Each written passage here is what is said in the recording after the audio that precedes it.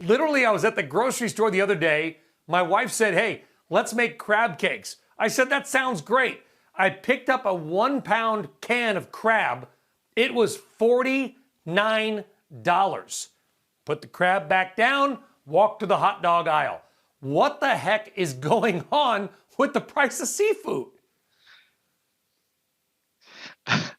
Well, as what everybody would say, good question, but it's very simple. I mean, in many ways, it would come down to fundamentals, supply and demand. But it's what the combination of this will be. Like that kind of crab meat is a combination of both. There's a strong demand. There was a strong demand at retail for all last year, but there's also lower imports. We have been bringing in less product out of Indonesia, which is our largest supplier of that canned crab meat, that refrigerated canned crab.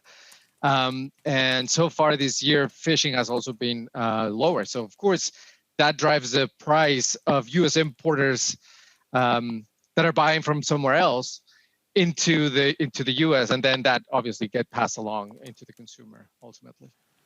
Yeah, is that really it? I mean, specifically with crab and maybe with shrimp or salmon to a smaller part, is that just imports have slowed down as well? I did not really realize until researching for this interview how much we rely on imports for seafood. I mean, is the American fishing industry all but over?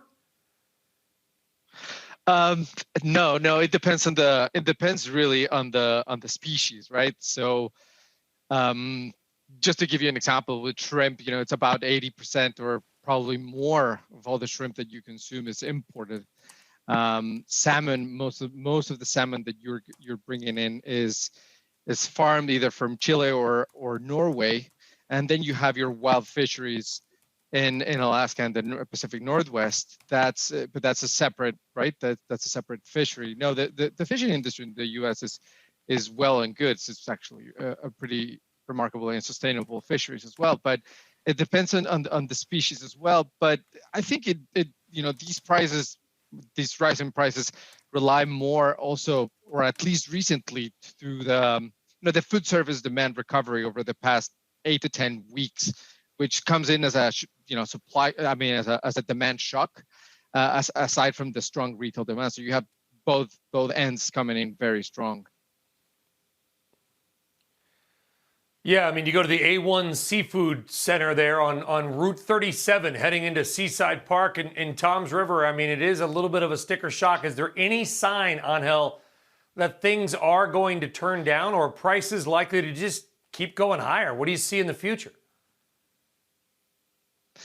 So we focus on wholesale prices, right? These are prices that are trading. When you're trading a load, you're trading half a load. Your wholesalers, distributors. So right now, just king crab, snow crab, and lobster are at record highs right now. Shrimp is not at record highs, but is rising really rapidly now. Chilean salmon hit record highs yesterday, and for now, at least on shrimp, we still see more pressure going up. Salmon is probably going to sit somewhere where we are right now, but then again, you never know. High prices take care of high prices, but with commodities, some of these prices can reach new highs.